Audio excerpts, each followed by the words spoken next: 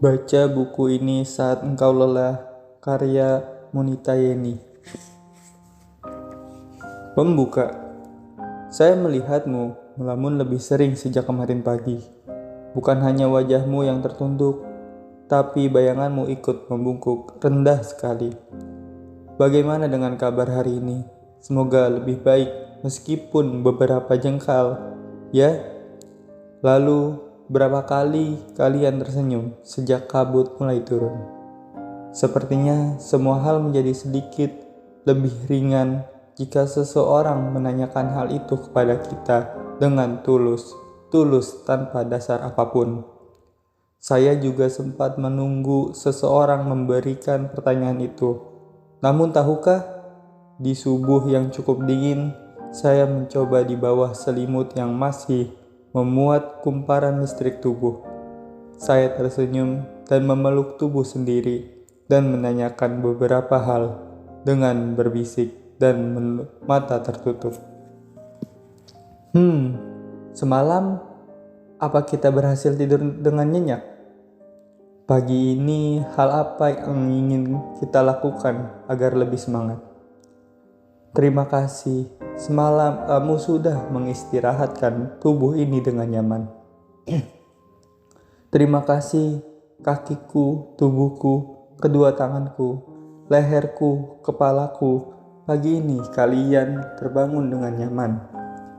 Anehnya, pertanyaan dari diri saya sendiri dan ucapan berterima kasih ini lebih terasa tulus daripada jika dari orang lain.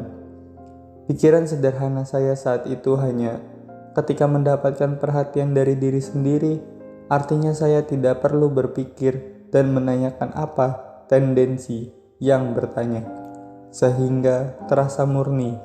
Itu membuat otak saya tidak perlu merasakan khawatir, karena terkadang ketika teman menyapa pagi-pagi, otak saya selalu jahat mikir, mau apa ini bocah? Semua orang paham kalau terkadang perasaan kita hanya dipengaruhi oleh beberapa pertanyaan saja, seperti apa semua berjalan dengan lancar? Apa semua akan berjalan dengan lancar? Hal-hal meramalkan yang akan terjadi di detik setelah ini hanya akan membuat kita semakin khawatir, apalagi membuat pertanyaan tentang hal yang aneh telah kita lakukan. Keputusan-keputusan masa lalu, perasaan mewakili kesalahan, dan penyesalan menjadi semakin dekat, mengejar dan menangkap semangat kita. Di sebuah sore yang cukup dingin dan berangin, di sebuah kampus berstatus negeri, saya mengetuk salah satu pintu kemahasiswaan. Karena suatu hal, saya perlu mengurus surat akreditasi. Karena usia yang bukan lagi belasan, sepertinya kaki ini menjadi sedikit rewel setelah menuruni puluhan anak tangga dari tempat parkir. Menyandarkan kaki pada punggung di gazebo sepertinya cukup menyenangkan. Ada beberapa orang yang mengobrol di belakang, mendekati gazebo yang sama dengan saya, dan sepertinya mereka juga alumni. Obrolan mereka bukan lagi tentang bolos jam kuliah, tugas akhir, atau KKN, tapi tentang pekerjaan, dan suara mereka cukup keras. Ada hal yang menarik yang mereka bicarakan. Salah satu dari mereka yang berbaju marun mengumpat dan mengatakan ingin memutar waktu. Setelahnya terdengar nada-nada bahkan umpatan untuk beberapa dosen dan jurusannya. Lelah gak sih gitu terus? Gadis itu menyesal mempercayakan kampus ini untuk mengisi waktu-waktunya dulu.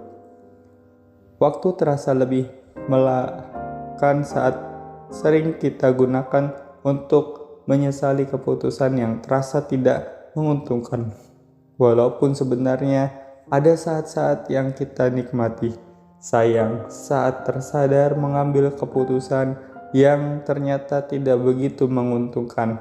Terkadang kita berpura-pura melakukannya untuk kebahagiaan orang tua atau siapapun itu agar kesannya kitalah yang menjadi korban.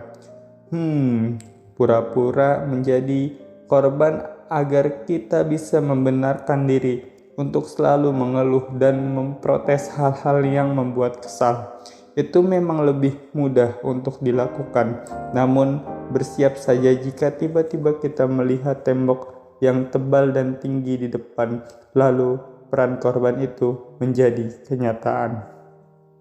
Kutipan, jangan memikirkan masa lalu, karena itu akan membuat hatimu sedih dan menyesal. Jangan melihat dan memikirkan masa yang akan datang, karena itu akan membuat hatimu menjadi khawatir dan cemas. Kita mempunyai kendali penuh untuk membuat semenyebalkan apa hidup ini, atau semenyenangkan apapun menjadi sebagaimana yang terlihat di mata kita. Kita pula yang menentukan seperti apa kita terbangun keesokan harinya, terasa bersemangat atau justru capek melihat kenyataan. Untuk hal ini, saya mengibaratkannya seperti hidup di planet lain.